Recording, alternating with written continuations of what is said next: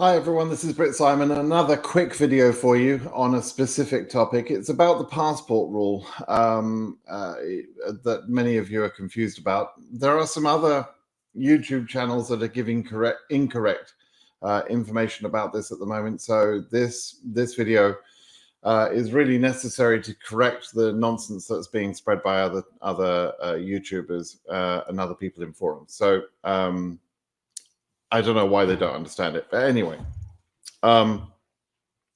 the government introduced a requirement a couple of years ago that you had to have a passport, a valid passport, on the date of entry for the DV lottery. There were three exceptions there: that you could claim to be stateless, you could claim to be from a communist country that doesn't allow passports, and so on. There were some exceptions. And some of you that didn't have a valid passport during your DV2023 entry would have used one of those exceptions, frankly, without an appropriate reason to do so. So you're from some country where passports are available, but you didn't have a valid passport, or your passport was expired and you chose to enter anyway. You should have been disqualified for that. And normally, in a normal situation, you would be disqualified at interview. You would have wasted your fees and so on. However, in February of this year, 2022, a federal judge blocked that rule on the basis that when the government introduced the rule, they didn't go through the proper procedure to inform everybody of a new rule being introduced. They didn't have the appropriate notice period. They didn't take public consultation, etc. And there's a way they need to behave. And because they didn't behave the correct way, the judge blocked the rule. Okay.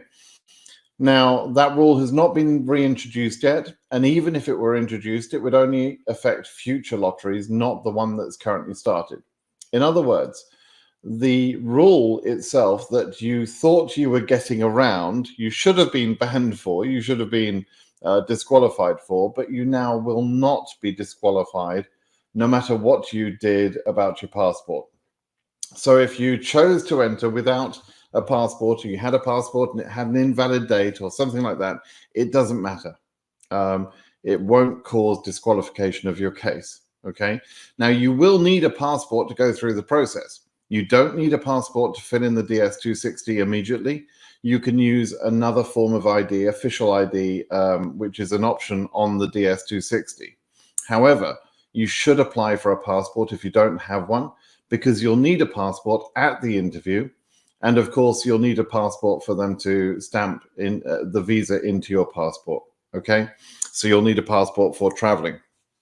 However, you will not be disqualified because you chose to enter the lottery without conforming to the rule. Okay, so you're very lucky. Normally I say, for goodness sake, follow the instructions, follow the rules. But in this case, in this scenario, you're going to get away with it. Okay. So I just wanted to clear that up. As I say, I'm sorry there's incorrect information out there on the internet. If you want accurate information, come to my channel.